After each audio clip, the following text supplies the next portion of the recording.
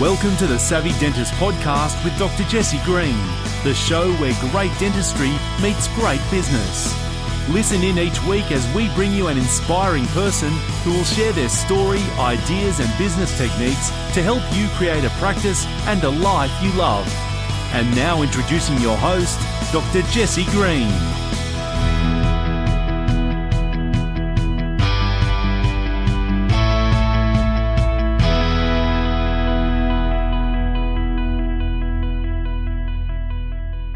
Jason Smith, thank you so much for taking the time out of your day to come and hang with us. How are you today, my friend? Very good. It's always a pleasure to talk life and business. Mate, I've been looking forward to talking to you for quite some time. Now, Jason, you have a huge group of practices back in motion, and you've gone from being a clinical physio to now being, I guess, CEO of a large conglomerate of practices. And of course, we'll explore that journey a little bit, but just for the sake of giving some context around that, can you just give us a little bit about your backstory, your overview? What was the impetus to grow such a business? Yeah, I mean, when you try and encapsulate 40 years of living into a soundbite, I'm bound to miss something. But in simple terms, Jesse, I often introduce myself as something of a reluctant businessman and an accidental entrepreneur. From a very young age, was passionate and determined to get into a medical profession. And I actually thought I'd be working cross-culturally in the developing world.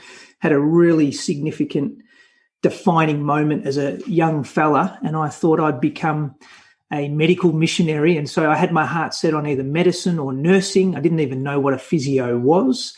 And certainly dentistry didn't capture my attention at that time. And so I spent most of my schooling years really heart set on a life abroad. And then I was the most surprised to see my own story take an unusual turn in the first few years post-graduating as a physio, to find myself running my own small practice from a carport in a small suburban suburb of Melbourne, which became the beginnings of the Back in Motion Health Group story. And today, as your introduction just outlined, I find myself more a leader of teams and owner of businesses than a clinician.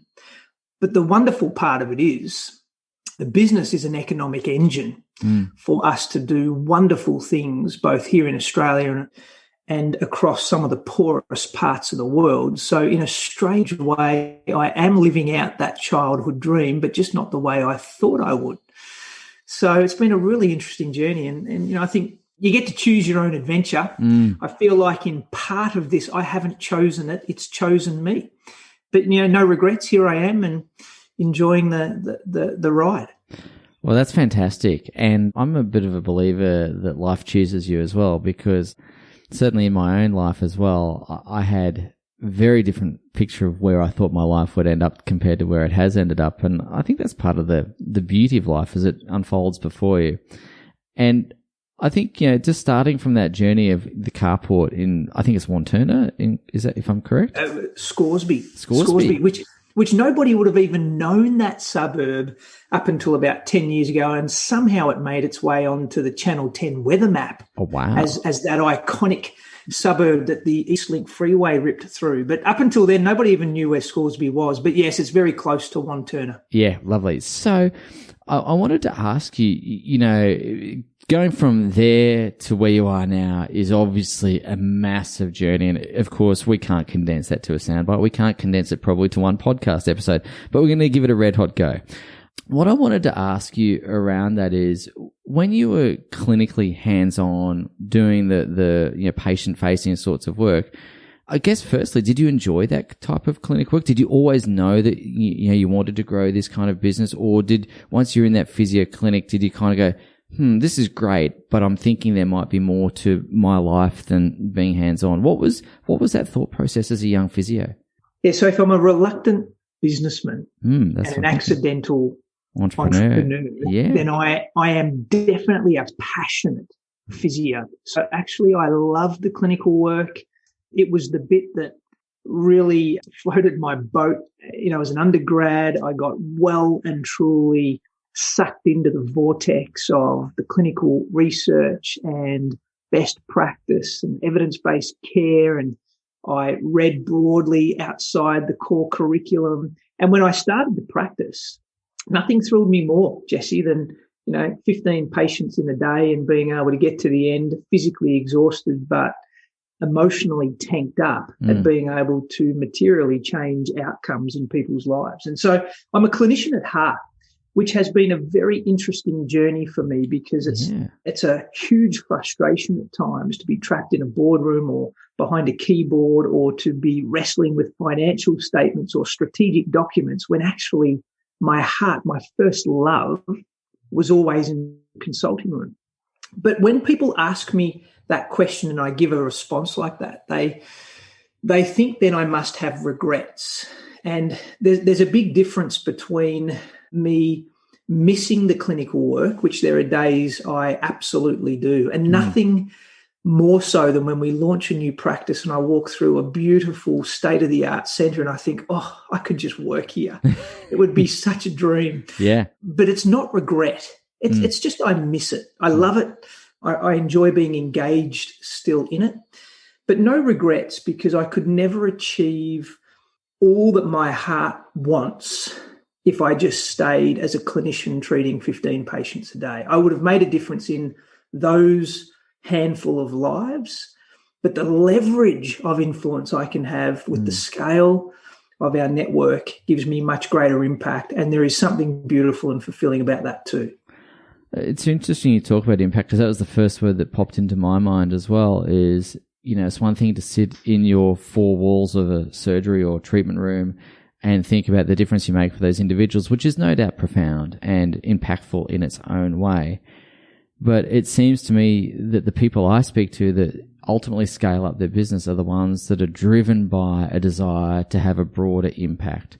And though they might enjoy the clinical work, like you've said, you enjoyed it and you miss it, but no regrets because it's really a shift from, impacting a small number of people to being able to, increase that reach and impact larger volumes of people. Yeah, so it's true. Everyone I know who's scaled up, it's always been around impact and it's quite a common theme. So, Jason, I wanted to ask you a little bit about those early days because there are people listening to this podcast who feel like you. And there are people, probably young dentists, who are thinking, I want to have an impact just like Jason's had in physio. And of course, there are people that we both know in dentistry that have had an impact of that regard. So obviously the role changes, and where you are now, you're in a business where you're probably leading teams, managing people, growing individuals, developing other leaders. But there's obviously a lot of steps from A to B. Yeah. So when you go from one practice to a handful of practices, 4 or 5, what did that look like in that first embryonic step? What were you working on? What were you thinking about? What were the things that were occupying your mind at that particular point in the journey? Yeah, I think that's probably one of the most critical chapters in the scaling up journey, going from 1 to 5 rather than 5 to 50, because the lessons you learn and the principles you lay down and the disciplines you develop going from 1 to 5 are actually the crucial ones in my experience. And just to kind of quickly pick up one thought from your prior question, it's interesting because I actually never wanted to run a business. So even though I wanted impact, I didn't want to do it through commercial enterprise. In fact, I promised my wife on our wedding day, we were both 22 and 21 respectively. We had just graduated from physiotherapy and my wife as an intensive care nurse. We both were committed to working overseas in the developing world, and I naively promised her I have no intention of ever crossing to the dark side and running my own private practice. Oh, wow. Of course, within 2 years, I was eating those words, and every year since. So I would just encourage your listeners, firstly, that impact does not have to mean scaling up. No. In fact, it doesn't even have to be commercial enterprise. And of course, that's been the space in which I have found my vehicle. But for a lot of people, you can have impact in lots of different shapes and sizes, and it can be very significant. And I think that's the key for me. I was burdened from a young age, and it's a very God-centered spiritual mission, to be honest. But I was burdened by a young age with this idea of, I want my life to count. I want to make a difference. I don't want to live for myself. And that all might sound altruistic and a little bit cliche, but it really framed then when I felt like business was a possible avenue to achieve some of that. It framed a lot of the structure and the strategy. And so, of course, physios and dentists and other professionals will all have a certain amount in common in terms of the way they deliver their expertise, but then it's the culture and it's the framework and it's the strategy around that that really is the differentiator. So going from 1 to 5 meant that we had to think very, very carefully, firstly, about why. Why would we even want to bring 5 into our world? One practice is hard enough. Yeah. You know, as an owner-operator, it's an all-consuming venture. It doesn't matter how many hours you've got in the day, they can all be consumed with one practice, one team. So how do you possibly divide yourself over 5?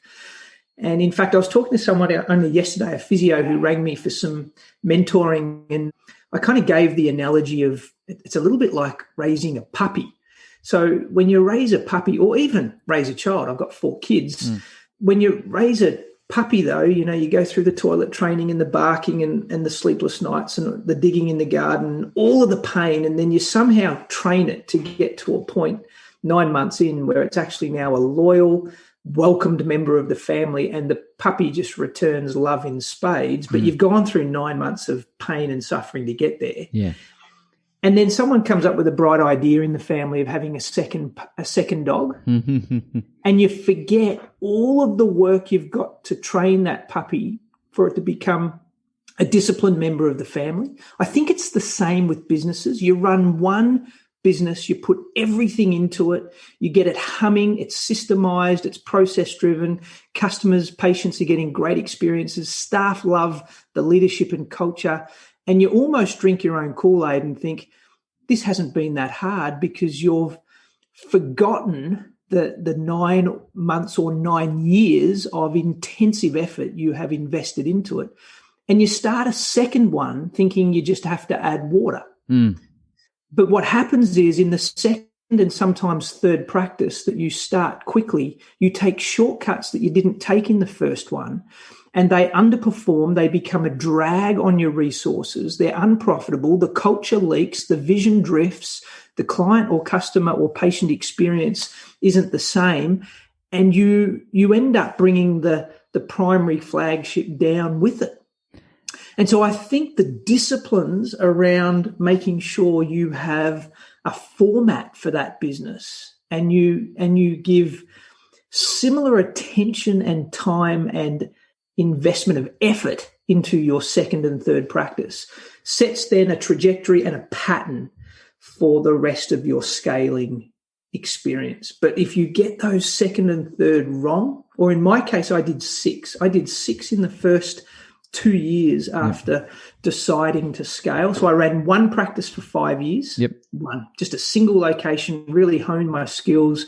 I was just in my young 20s, so I had a lot of life to learn.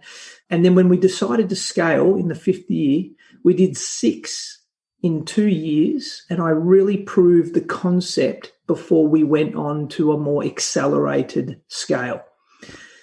So hopefully there's some benefit in hearing that, because we suffered greatly in those 2 years getting a lot wrong, thinking that it's just going to be an easy extension. Yeah. And I think that's a trap. I think you're absolutely right, because one of the things that I refer to often is called the Cinderella syndrome. And when we see people start that scaling journey, they fall into that trap that you've just articulated, and they end up with one beautiful princess and a couple of ugly stepsisters, right?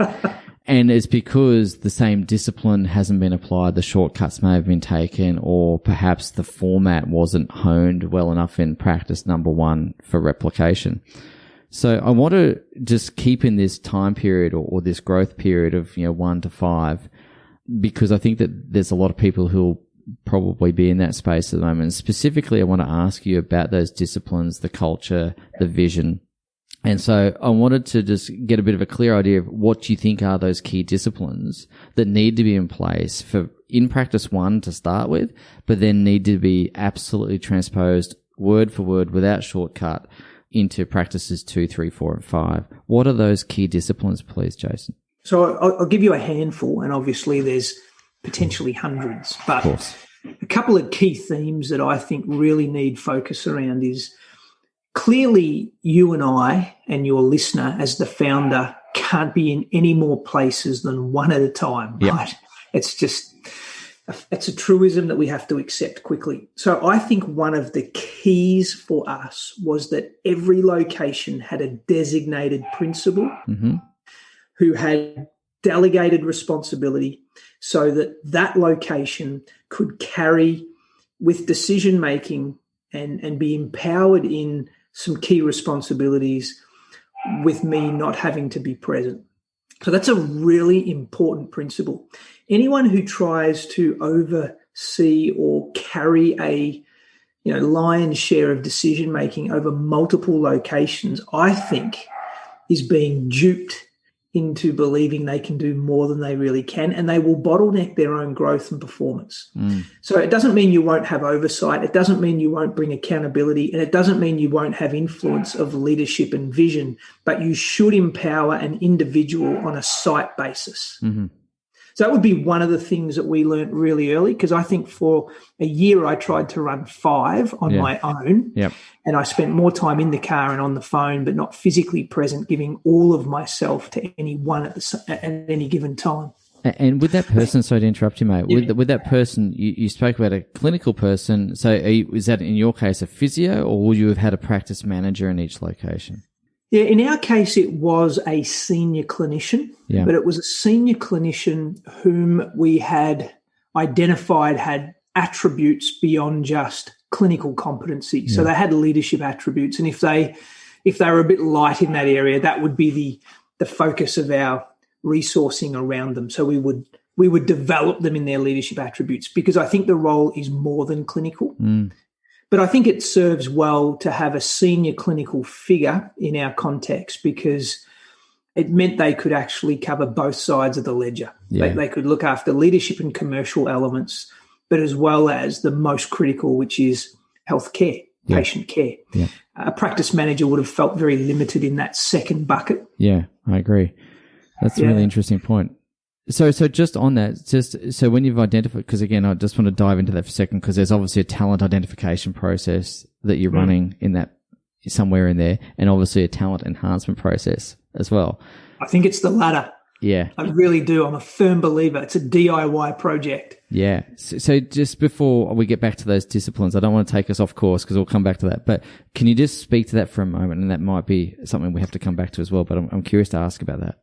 Yeah, I spent the first 5 to 10 years of roughly my 25-year career trying to find the perfect person, the golden goose, the right fit, doing all the profiling tools, doing all of the research and analysis, putting these poor suckers through 9 interviews. Because I think institutionalized into this idea that says you have to screen thoroughly and you have to personality profile to find the right shape peg for the hole you're trying to fill. I think there is benefit in a number of those approaches, but it would be entirely wrong to hold back the scaling of your business until you find the perfect person. Exactly, yeah. And so my approach in the last 15 years has been, I'm actually really just looking for the ABCs. Attitude, belief, and commitment, the ABCs. If you can demonstrate to me from past experience, not just future aspiration, but past experience, the ABCs, then I'm prepared to invest into you. And I have found there's no such thing as a recruitment of a 10 out of 10. If there is, it's not because of me. It's because they are gifting past experiences to us. It's not because of anything I've done. I'd quite happily take a 7 or an 8 and spend the next 12 months getting them to a 9. And I can build great practices out of 7s to 9s. Fantastic. You know, in a very crude sense. It's horrible to talk to people about people on that sort of system, but I trust your listeners understand just in a very basic concept that is my leadership mantra. Look, and the thing that, you know, again, I feel like I'm taking us down a path. I'll come back to these disciplines we spoke about, but I always see that as you're scaling up, the role of the business owner shifts. You know, it becomes the builder of people and the developer of people to be able to help them, you know, fulfill their innate potential, to put them in a role where they're going to thrive. And obviously that's what we're talking about, is that enhancement of a 7 or an 8 to a 9. And so, right. Yeah, we'll come back to that in a minute because there's a lot of process around that as well. Again, I'd like to understand that in a second. But just so I don't derail us totally, the disciplines we spoke, coming back to those disciplines. So another big theme as we sort of went from 1 to 6 would be making sure, and this is going to bore your listeners to tears because they will have heard it 1,000 times, but make sure you have a system. Make sure your processes. So my little soapbox speech on this is I want to systemize the routine and humanize the exceptions. Mm-hmm. So if I can get 80% of the format just in a process, automated as much as possible, you are going to start to get the leverage and the slipstream of the scale. Mm-hmm. Otherwise, your scale will work against you. You'll end up with 6 times the work. Yeah, and nobody wants 6 times the work. We want 6 times the benefit or 6 times the outcome, but we don't want 6 times the input. And if our scaling up gave us a linear return for linear input or proportionate return for proportionate input, we wouldn't scale, Jesse. We would just stick with one flagship practice and just run it really well. Yeah. So where I see a lot of people go wrong between 1 to 5 or 1 to 6 practices is they end up putting not only proportionate input, sometimes disproportionately greater input. It actually takes them more work than what you would expect the linear multiplier to be. And so systems are what safeguard you against that. And so I would suggest that, you know, you do the typical reflection after you've run your first practice for a few years and you work out all the things that went well and equally all the things you do differently. If you ran a second practice and you end up with 2 lists, 2 pages, and it's the beginning of your laundry list for your second endeavor. By the time you finish the second endeavor, you have now, you know, your 2 pages has become 20 pages because you're now intentional about the things that worked and the things that you do differently. By the time you do your third, you've got now a 50-page systems manual. And by the time you're onto your 6th, you've got an online automated 2,000-page document with resources and templates and all of the cheat sheets and scriptings that you know worked. And you have now the beginnings of a platform for much greater scale. But that's a thematic that if you don't get disciplined around early, you'll be chasing your tail for the rest of your growth story. Yeah, that's fantastic. I love the concept of just the pages of, you know, things you do differently and keeping notes and that and having that evolve into that comprehensive manual that you've obviously now perfected over years and years and years of operating that becomes almost like the Bible of operations. So I want to come back to a few things because there's so many little threads of conversation that we could pick up on. And again, ladies and gents, if you're listening to this, I just want to let you know that I came into this conversation with no preparation or questions. So this is a freestyle conversation. And I love that because we can go wherever we like. There's a few threads I'd like to come back to. The first one is around that talent enhancement process because I think all of us understand the recognition of the importance of being able to develop people. If you're going to have any form of leverage, any form of scale, people are going to be a force multiplier for you. And what you've touched on, and this is my words, not yours, is that if we don't get this right, coupled with the systems and processes you've spoken about, is that complexity scales as much as the good stuff. So you have the potential to overly complicate things, the potential to create headaches, et cetera, et cetera. So when you've got a 7 out of 10 person, and again, I'm not trying to be reductionist around these people, but just, again, we all understand what we're talking about. What is it that you do specifically to be able to take someone who's demonstrated those ABCs, is a 7 out of 10? What's that talent process look like to go to a 9? Yeah, it is full contact blood sport. All right. You know, there is nothing gentle or there is nothing passive about two people who eye each other off and say, we want to be better. Yeah. We want to do better. We want to be better. We want to become more. We're prepared to grow. We're prepared to have courageous conversations.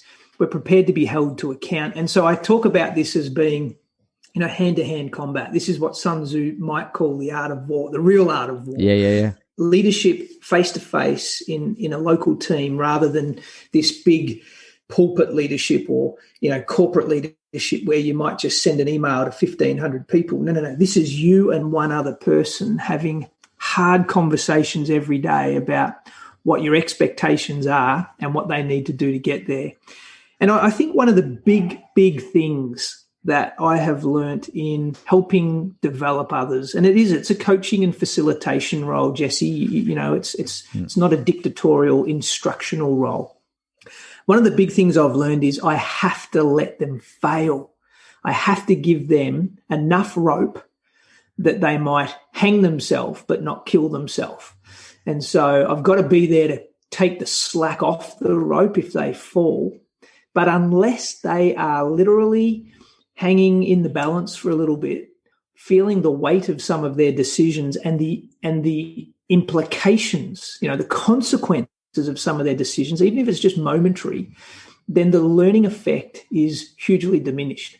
So I need to give them the sensation of ownership, even if it's not the literal experience. And so, you know, that means saying to a lot of my colleagues who I'm trying to stretch, it starts, of course, with having mutual goals. And there's, I think, a lot of poorly understood process around goal setting. People think that is a very simple, straightforward competency. Actually, I think true effective goal setting is an art. It's a developed skill that takes intent.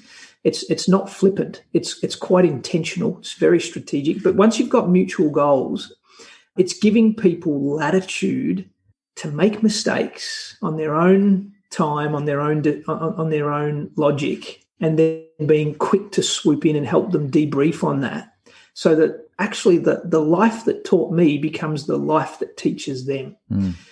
You know, we often talk about wisdom. You know, a wise person learns from their mistakes. Well, I think a more wise person learns from other people's mistakes. Yeah. But there's a nuance, there's a dance between still letting them feel some of their own pain in the journey and making sure there's really good framework, guardrails, debriefing opportunities, coaching sessions. For me, it's much more around mentorship of the why than the how. Got it. So it's coming back to, well, what are you trying to achieve? Why are you trying to achieve that? Can you help me understand what you'd do differently if you had a do-over? And really debriefing that carefully. And people are quick learners, mate. Let's face it, a 7 out of 10 is an intelligent person. Yeah. If the ABCs are right, then we all want the same thing. What they just lack is experience. Yeah. And as you say, better to learn from someone else's as much as you can. Yeah. I think it might have been Steve Jobs. I hope I'm not misquoting this fable, but I think it was Steve Jobs who had one of his senior guys make a multi-million-dollar blunder, and he hauled him into the office and, you know, stripped him down for his foolish mistakes. And this executive was kind of close to tears and all but walking out, ready to pack up his desk and move on. And, you know, Steve Jobs grabs him in the 11th hour of that conversation and says, "Don't for a moment think I'm letting you go. You know, you have just learned. You know, I've just invested millions of dollars into your learning. Yeah. Let's get out there and benefit from it." And I think that's actually got a really nice sentiment to it. If we can help people fail forwards, then we are really developing people the same way we raise our kids, mate. Oh, that's exactly what I was just thinking. I'm just listening. I'm listening to this conversation in my mind. I'm thinking, I've got my 16-year-old daughter.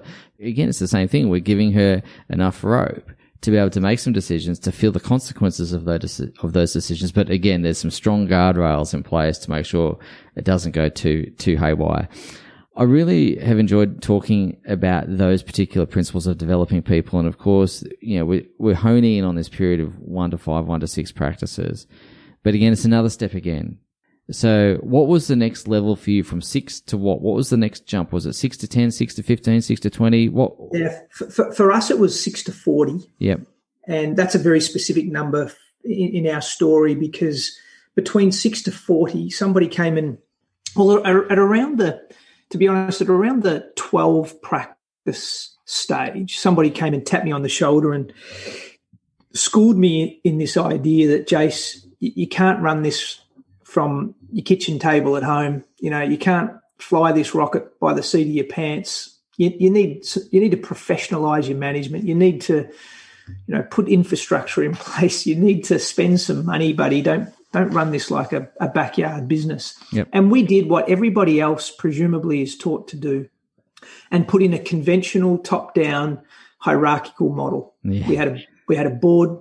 I functioned as the CEO. We had a couple of general managers. I had, a senior leadership team in all of the key functions of business, be it marketing, IT, business coaching, people and systems, et cetera, et cetera. Then we had all our support staff in our head office, and then we had the network of practices and their key people below that. And on paper, we looked like corporate Australia, just like everybody else. And it enabled us to grow. So, I'm sounding a little cynical because I am, but it was important at the time. But in truth, it enabled us to grow from 6 to 40. Perfect. So we became a $25 or $30 million network. Physios don't have the same billing capacities as dentists, but this was a sizable network, certainly the largest in Australia. And for all intents and purposes, right up until that 40 mark, I would have said to you, this has got legs to keep scaling as and is. Yep. Some of the thematics of that period were putting governance in place, having lines of accountability and reporting. Dare I say, bureaucracy became part of our protective mechanism, so that, whilst we were delegating decision-making into the practices, we had limits around that so that we, kept the war chest, liquid. We put tech and automation in place, Jesse, and that's a real key thematic of getting to the 40, because you can't possibly run all of your reporting and analytics manually. And so patient experience had to be more systemized because quality was having to be controlled. So they were the key themes of that next season. And, again, I don't have regrets. I mean, it's just foolish to look back and think you could have done it better or differently, because I had to learn some stuff in that period. And, there was a whole lot of, I still think, fundamentals we were putting in place. But between you and me and your listeners, I would never want to go back to that season again. Oh, wow. Okay. So that period culminated, and maybe I'll pause and not give too much of that away in case you want to hover here a bit, but let me just kind of bookend that and tell you that season to 40 practices nearly killed us. Oh, wow. So at that point, I was ready to check out. I was ready to give it to you. And, if you had rung me that day, Jesse, I would have given you the opportunity of a lifetime. We were suffocating the soul of the business under the weight of the bureaucracy and top-heavy infrastructure. Even though it was part of what enabled our growth, it had a sting in its tail, and it, I think, stifled our creative and entrepreneurial spirit. Well, I've just made a note of exactly that point, is how did you maintain that entrepreneurial flair? If you're an accidental entrepreneur, how did you maintain entrepreneurial flair while adding these layers of bureaucracy? Because it sounds like it's becoming a corporate. Yeah, well, that's exactly what you become, and not because corporate's bad. I think there's a lot of people out there who it's kind of tut on the corporate. I don't mean it that. I know you don't. Yeah, I'm just saying it becomes layers of rules and regulations and policies and procedures and stuff. It does, and I think the pain in the realization of that is that that's not what we ever set out to be. Yeah. Not that that's wrong. It's just not who we were in our DNA. Exactly. It's not what enabled our initial spark of life, but we had grown into that. And we didn't especially like that way of life. Yeah. Even though we loved the people and we loved the clientele and we wanted scale and impact, we didn't especially want another 10 years of corporatized way of life. Yeah. But, that's what I would describe as our middle chapter. So 12 to 40, what a hellish decade. And I don't mean all bad, but boy, hard work. What a steep learning curve. Yeah. It sounds like you're crossing a desert in some respects because, like there's this, on the horizon, there's this picture of where you want to get to and what that looks like, but you're kind of going through some stuff. I'm curious to ask you how you've evolved throughout that process because, we're talking a lot about the team and we're talking a lot about the themes, but what was that like for you? Well, this is the reality. Founders who start organizations reproduce after their own kind. Yeah. And so in the first few years, I attracted people like me who I liked, who had similar attributes, who wanted similar things, who saw the world a similar way.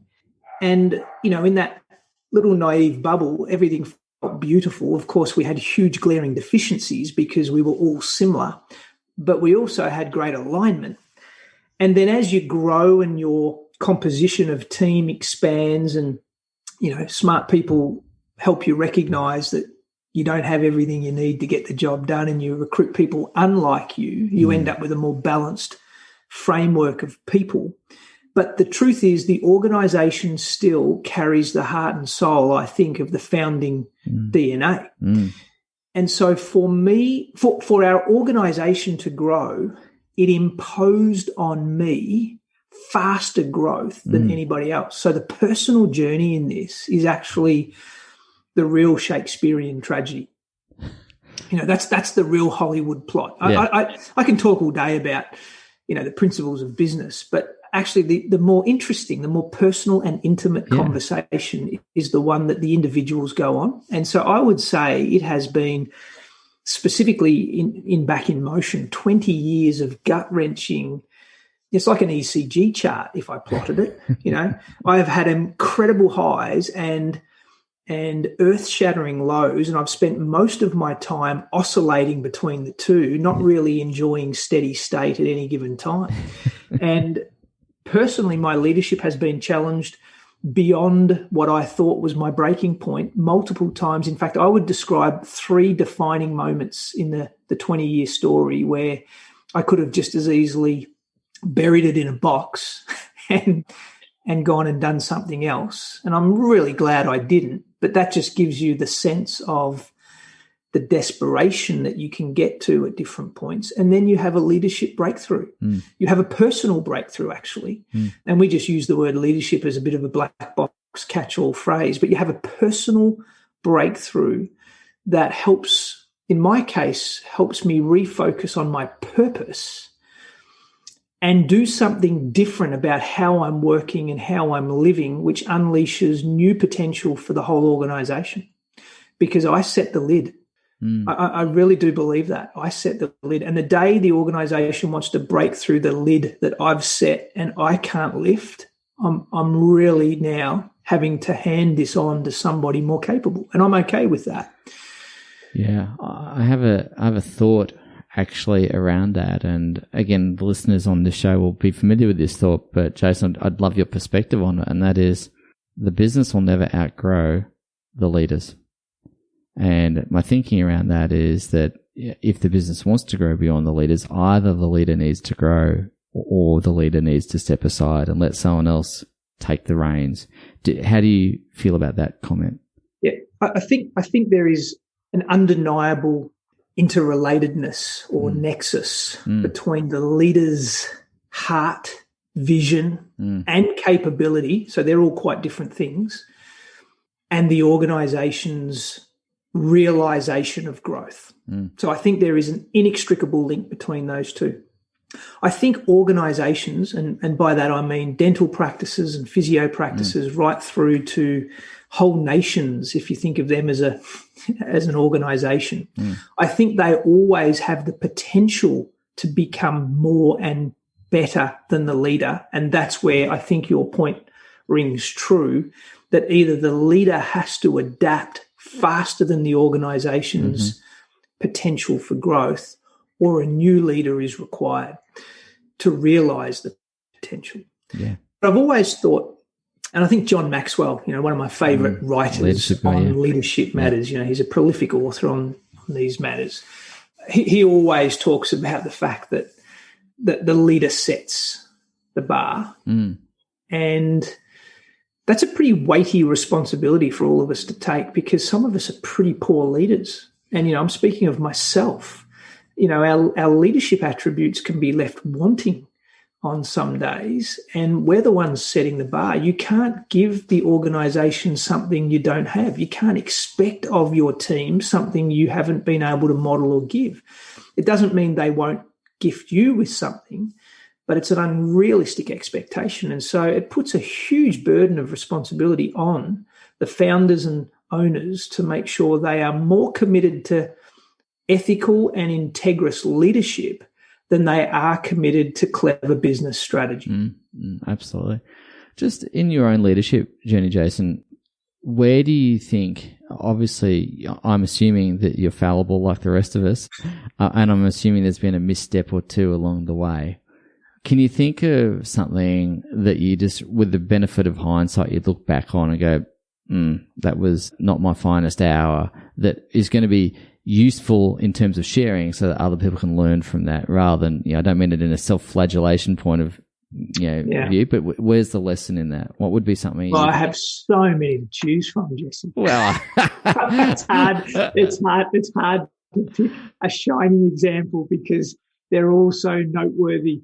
To be honest, if I didn't just focus on a individual instance, but more this presiding theme, the biggest shortcoming that I think I fall for time and time again, and it probably had its most pronounced impact during that second chapter when we were going from 12 to 40, because I learned something pretty sensational at 40 that has unleashed us to 140.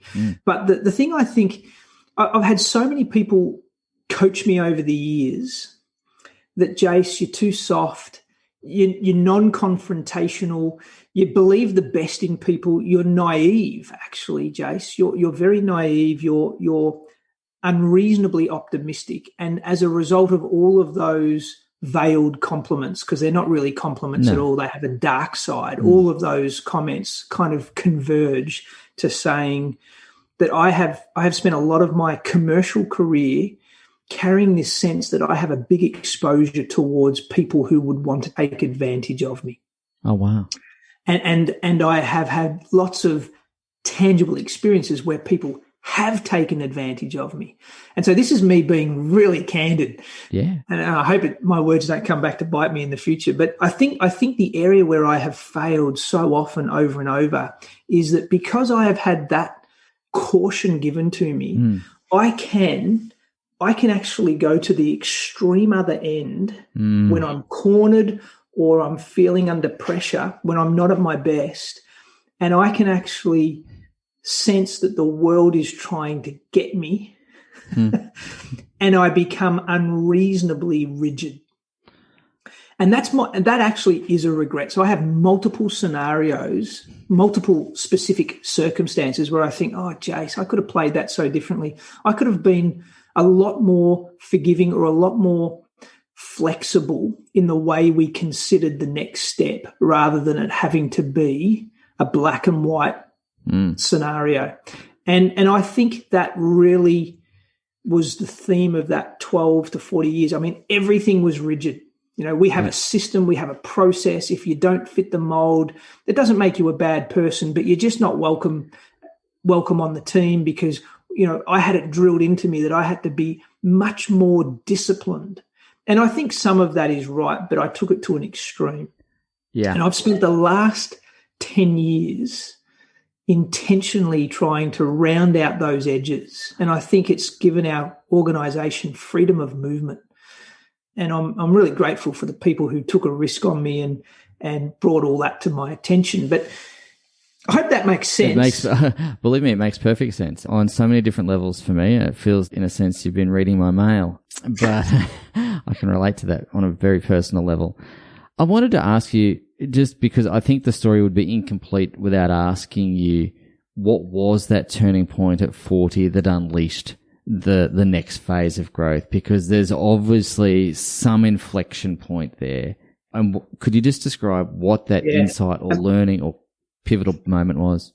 A massive one. So if I had my first defining moment at 10 years of age, which kind of set me on this idealism of wanting to serve the poorest of the poor, I had my second big defining moment a few years after starting the business and deciding to scale for impact. This third defining moment happened when we got to 40 practices, give or take. I actually gave myself, or my wife compelled me to take some self-appointed long service leave. We went away for 3 months, went overseas, came back, and this management structure that we had been serving under for, that 8 years or so had completely imploded under the egotistical and very heavy-handed management regime of those who I had left in charge. I mean, they were employees. They didn't have equity. They had no founder's DNA, but they were very talented people. But in my absence, me having stepped out, being an absent father for 3 months, it was just enlightening to see how much chaos and violation of cultural attributes went on. And I had the objectivity to see it with fresh eyes when I returned to the business. And I literally had 4 people waiting at the door of my office on my return saying they're either going to resign or I've got to fix this. And they were some of my, soul people who had worked with me for a decade. And I knew then that something was fundamentally wrong. So that was the wake up, the defining moment. And I went through 12 months of reading everything I could get my hands on in terms of leadership and management literature, talking about all of the ways you could restructure organizations. I got into the psychology. I got into the science of it. And I ended up just with a blended kind of my own creation of what we have now called One Team, which is a spherical organizational model. So not a hierarchical top-down, but a spherical model. And we took 3 years training that into our people. And I describe it not as a restructure, Jesse, I describe it as a leadership revolution because of the point you made earlier. It was the people who had to go on this intense journey of re-understanding how we have influence and impact and not using titles and authority to tell people what to do, but releasing creativity back into our organization.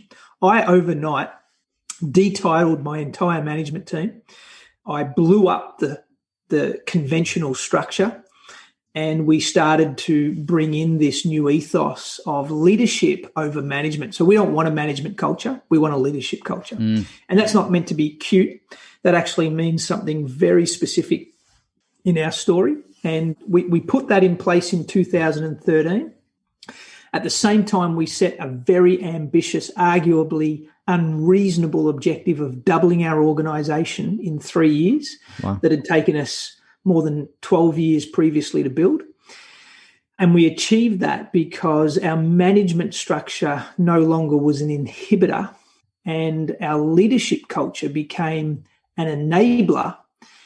And to this day, I mean, we're on version 5.0 of that, that incarnation. But I think it's just been a wonderful returning to our entrepreneurial roots and saying the best of us comes out when we give each other freedom to fail, freedom to move, empowerment to make decisions. We're not without structure, but we've got much more freedom of expression within our structure. Yeah, it's really interesting. It reminds me actually of something I read around the US military. It was General Stanley McChrystal. Yeah, it's a great book. Teams of Teams. Is that essentially what you're describing there?